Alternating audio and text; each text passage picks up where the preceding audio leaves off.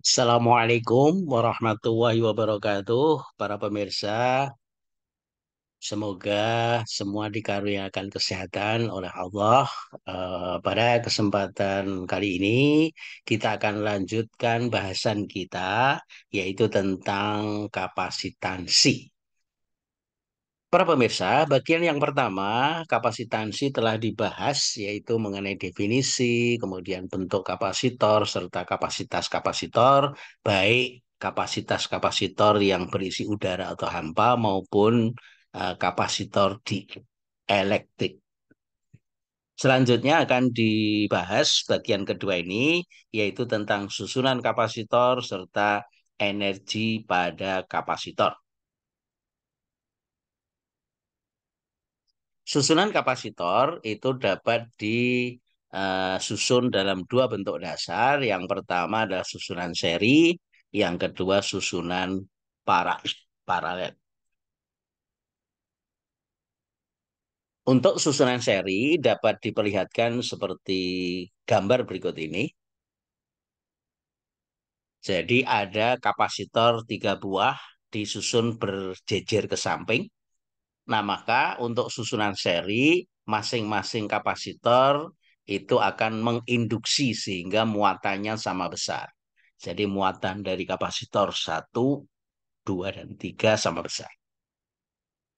Nah, kalau pada rangkaian seri ini kemudian dihubungkan dengan sumber tegangan, muatannya sama karena saling menginduksi. Misalnya kapasitas kapasitor 1 C1, yang kedua C2, yang ketiga C3, maka susunan ini dapat digantikan dengan satu buah kapasitas kapasitor ekivalen. Nah, muatan pada masing-masing kapasitor sama besar tadi sudah dijelaskan karena masing-masing menginduksi dengan yang lain. Nah, maka jumlah potensial masing-masing kapasitor sama dengan muatan sumber atau baterai. Nah, jadi kalau beda potensial antar kedua ujung masing-masing kapasitor adalah V1, V2, dan V3, maka jumlah potensial pada kapasitor V total sama dengan V1 plus V2 plus V3. Dari pengertian dasar kapasitor Q sama dengan C kali V, maka Q dibagi dengan C itu sama dengan V-nya. Berarti Q per C total itu sama dengan V total sama dengan Q1 per C1 ditambah Q2 per C2 ditambah Q3 per C3. Nah, karena muatan masing-masing sama, karena saling menginduksi, maka dari persamaan di atas ini itu bisa diringkas. Kalau dibagi dengan Q, maka nilainya menjadi 1 C ekivalen sama dengan 1 C1 plus 1 C2 plus 1 C3. Itu adalah nilai ekivalen kalau susunan kapasitornya seri. Yang kedua, kalau susunannya paralel. Kita lihat para pemirsa, jadi kalau susunan paralel, maka besaran listrik yang sama adalah tegangannya. Jadi tegangan masing-masing kapasitor sama besar.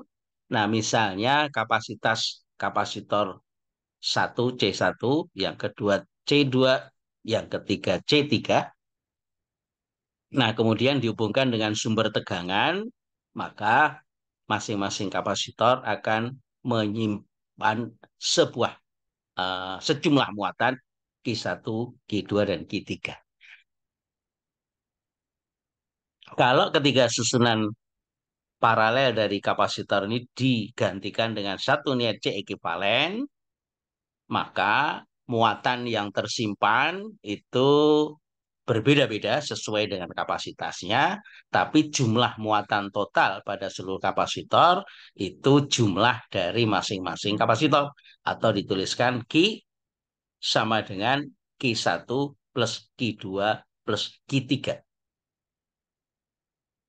Nah, dari persamaan dasar Q sama dengan C kali V, maka Q total sama dengan Q1 plus Q2 plus Q3 itu bisa digantikan menjadi C1V plus C2V plus C3V. Sementara nilai V-nya sama besar.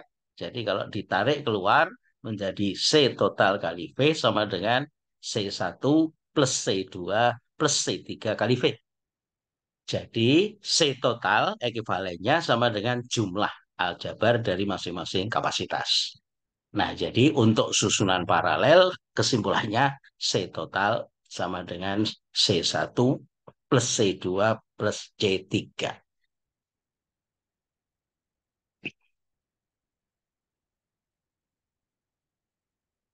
Sebagai contoh para pemirsa, kita lihat pada soal berikut ini.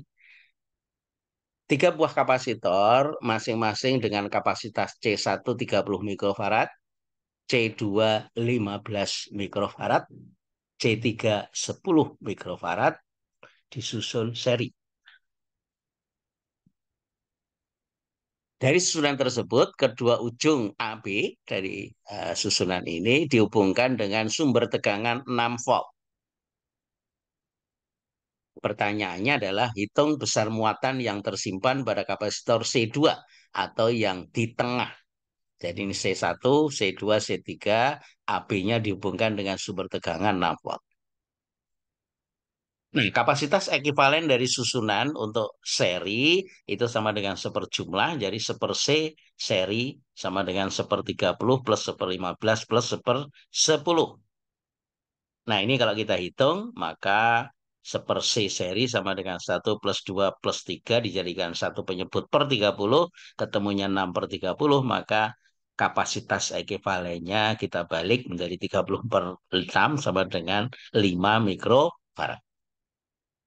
Ingat bahwa para pemirsa, untuk susunan seri, maka muatannya semuanya sama. Jadi dari persamaan C sama dengan Q per V, maka Q sama dengan C dikalikan V, atau C seri dikalikan V. Jadi sama dengan 5 mikrofarad C serinya yang sudah dihitung dikalikan dengan tegangan 6 volt. Jadi ketemunya 30 mikrokolom. Nah, itu adalah muatan yang tersimpan pada kapasitor C2 karena susunan seri semua sama. Jadi kalau nilai dari muatan yang tersimpan di C1 sama dengan C2 sama dengan C3, ingat karena saling menginduksi ya nilainya sebesar 30 mikrofarad. Kita lanjut untuk soal berikutnya para pemirsa. Hitunglah kapasitas masing-masing kapasitor yang di sisi beban dielektrik dengan ukuran sisipan seperti pada gambar berikut ini. Jadi ada 4 soal para pemirsa. Ini yang bagian A itu disisipi setengah atas, setengah bawah dengan nilai K masing-masing diketahui. Ini jaraknya setengah D. Kemudian B disisipi setengah kiri kanan dengan konstanta dielektrik K1, 2, K2-nya 4. Nah, sedangkan C dan D masing-masing disisipi dengan 3 macam bahan sisipan yang berbeda dengan ukuran seperti pada gambar. Nah, sebelum kita menghitung, kita akan bahas masing-masing analogi susunan dari susunan pada gambar tersebut. Nah, dalam soal ini, kalau diketahui C0 sama dengan epsilon 0 A per D sama dengan 20 mikrofarad adalah kapasitas sebelum disisipi bahan dielektrik. Nah, kita akan hitung berapa kapasitas setelah disisipi bahan. Nah, kita lihat kalau disisipi bagian atas dan bawah, maka masing-masing bagian sisipan ini menjadi kapasitor tersendiri dengan ukuran sesuai dengan ukuran sisipan. Jadi ini K-nya 2, kemudian luas kepingnya sama dengan A, jarak kepingnya menjadi setengah D. Nah, ini kalau kita pecah, ini bagian atas dan bagian bawah menjadi susunan seri. Bisa digambar seperti ini. Nah, kalau sisipannya kiri dan kanan seperti pada gambar B, maka masing-masing bagian sisipan ini menjadi kapasitor sendiri. Kemudian kedua kapasitor ini disusun seperti gambar di bawah, yaitu susunan paralel. Bisa seperti ini, bisa begini. Nah, sekarang kita lihat untuk soal yang bagian D yang akan kita selesaikan, para pemirsa. Jadi bagian D ini sisipannya ada tiga, di mana K12, K24, K36 dengan ukuran sisipan seperti gambar. Ini setengah luas keping A, setengah A, ini setengah D, setengah D. Nah, maka pada masing-masing ukuran sisipan ini menjadi kapasitor sendiri. Kita akan hitung masing-masing. C3 berarti yang ini itu sama dengan K3 kali epsilon 0 kali A3 per D3. K3-nya 6 kali epsilon 0, A3-nya sama dengan A penuh, kemudian D-nya itu setengahnya, setengah D. Kalau kita hitung ketemunya 240 mikrofarad. Nah, untuk sisipan yang kuning K12 menjadi C1, K1 epsilon 0 kali A1 per D1, K1-nya 1, kemudian A1-nya setengah A, D-nya setengah D. Jadi kalau kita hitung ketemunya 40 mikrofarad. Nah ini C2-nya, ini yang di kanan bawah, yang orange, itu K2 kali epsilon 0 kali A2 per D2, K-nya adalah 4 kali epsilon 0, A-nya setengah A, D-nya setengah D, ketemunya 80 mikrofarad. Nah, ini adalah kapasitas masing-masing bagian sisipan kapasitor pada soal bagian D. Nah, analoginya kita lihat kalau dipotong atas bawah itu adalah seri, kalau kiri kanan tadi kesimpulannya paralel, maka analogi susunannya menjadi C1 dan C2 diparalelkan, hasilnya diserikan dengan C yang ketiga. Nah, jadi kita hitung dulu C1 dengan C2 yang diparalelkan sama dengan jumlah 40 plus 80 sama dengan 120. Kemudian setelah dihitung baru diserikan dengan C3, maka gabungannya seper C123, seper C3 yang di atas ditambah dengan seper C12. Nah, ini kalau kita masukkan nilai-nilainya dari yang sudah dihitung dan diketahui, maka akan diperoleh nilai C ekivalen totalnya sama dengan 80 mikrofarad.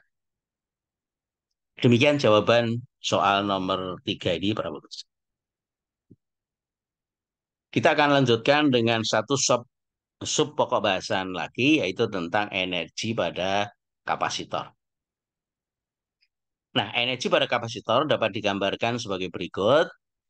Ini bayangkan ini kapasitornya, kemudian dihubungkan dengan baterai atau sumber tegangan, maka kapasitor ini akan terisi oleh muatan.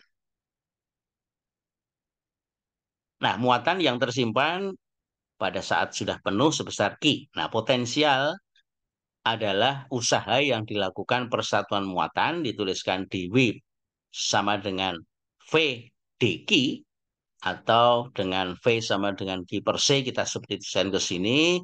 Kemudian kalau kita integralkan sampai dengan penuh, maka usaha yang digunakan untuk memindahkan muatan ke dalam kapasitor itu akan diperoleh persamaan menjadi setengah kali V kuadrat per C atau setengah CV kuadrat. Nah, itu adalah usaha yang diperlukan, disimpan sebagai energi pada kapasitor. Jadi kesimpulannya, kalau dari persamaan ini kita substitusi C sama dengan Q per V, maka energi yang tersimpan pada kapasitor dapat dinyatakan dalam tiga bentuk. Bisa setengah Q kuadrat per C, bisa setengah QV, bisa setengah CV kuadrat.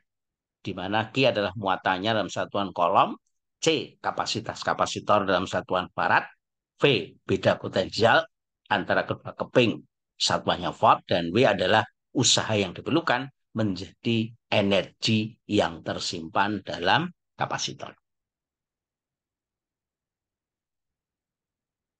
Nah, kita akan lanjut para pemirsa dengan contoh. Ada 5 buah kapasitor tersusun seperti pada gambar.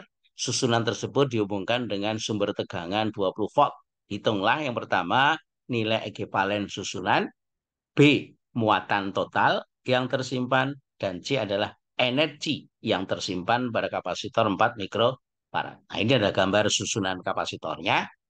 Maka pertama akan kita hitung dulu nilai ekivalennya, yaitu bagian atas ini seri. Itu sama dengan seperjumlah Kalau kita masukkan nilai-nilai yang diketahui akan diperoleh C total bagian atas 9 mikrofarad. Nah, kemudian yang eh, bagian B, muatan total yang tersimpan dari persamaan Q sama dengan C total kali V. C totalnya sudah dihitung, ya. Kemudian kita masukkan nilainya akan diperoleh 180 kolom. Nah, energi yang tersimpan pada kapasitor 4 mikrofarad itu berarti tegangannya 20 volt. Maka energi kita menggunakan persamaan setengah CV kuadrat. C-nya adalah 4 mikrofarad, V-nya 20 volt. Nah, karena ini masih dalam satuan mikrofarad, sehingga hasil perhitungannya dalam satuan mikrojoule. Ketemunya 800, maka kalau dijadikan joule dikalikan 10 pangkat minus 6, ketemunya 0,8 kali 10 pangkat minus 3 dalam satuan joule. Nah, demikian para pemirsa penyelesaian untuk soal nomor 4 ini. Mudah-mudahan dengan beberapa contoh bisa dipahami. Terima kasih atas perhatiannya. Mudah-mudahan uh, bisa dipahami dengan mudah. Assalamualaikum warahmatullahi wabarakatuh.